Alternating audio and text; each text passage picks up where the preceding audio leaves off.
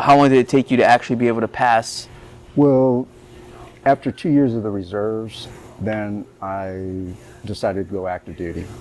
Went active duty, and then from there, yes, I'm going for it. Mm-hmm. So did 2 more years with the Marines because I was a medical person, so they would take medical personnel for the Marines because they don't have medical personnel, so they take them from the Navy. So I did 2 years with them, tried out again, passed it, put my package in, and then went to the first Gulf War. So Gotcha. Great opportunity to train and get fit for the SEAL program. Not really. So we're in the desert. Why do you say that? Just Well, you're in the desert. Gotcha, okay. First desert, Desert Storm. Yeah. Or Desert Shield at the time, and you're just out there in a tent living off whatever they get, and then the actual ground war kicked off. I was with the 1st Marine Division. We ended up pushing to Kuwait International Airport. Okay. Secured that.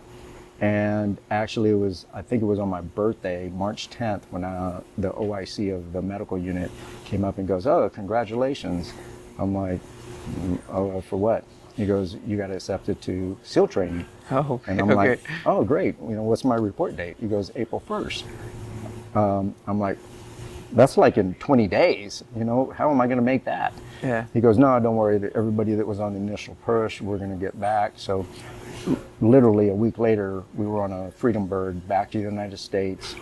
So I get to Camp Pendleton, check out, go on leave for about 10 days or something, and then ship off to Coronado to start SEAL training. It sounds intense, dude. Out of shape. Well, you were out of shape? Really? Yes. No pool. I mean, you're in the desert, in the war. Yeah. War zone, no running. It's not like you could just run off in the desert and not get shot. So it's just a lot of sitting around at the place just waiting for shit to happen. Yes. So I showed up at SEAL training out of shape, and the first evolutions were like, for the lack of a better term, they sucked. It was like, holy shit. At that point, I had a thought in my head, go, you know what, I'm going to just stop here.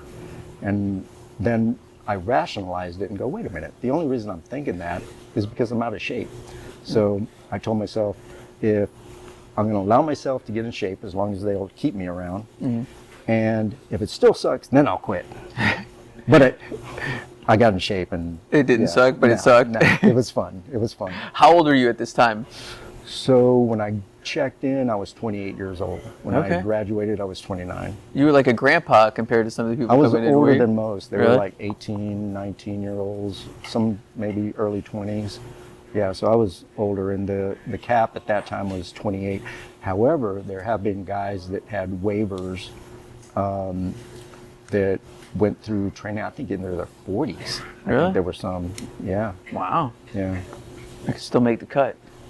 Oh, absolutely. It's all up to you. We're doing the screening test today. Yeah, it's the first step. Navy SEALs. I don't know if I want to be a Navy SEAL though. It's not for everybody. It would have to be in my like, I want to do this, Well, it's not for everybody, but what I tell guys that are trying out for it is, no matter the outcome, no matter what, you are going to learn so much about yourself, and just take what you learn and then move on with your life. All right, hope you guys enjoyed that clip. If you want to see the actual full Navy SEAL fit test that I do, make sure you click right here, subscribe, and if you want to see some acting and TV clips, click right here. And make sure you check out Manny's non-for-profit, Host a Hero. He's got a really great cause, really cool dude, and he's preaching a really good message. So like, subscribe, drop a comment down below.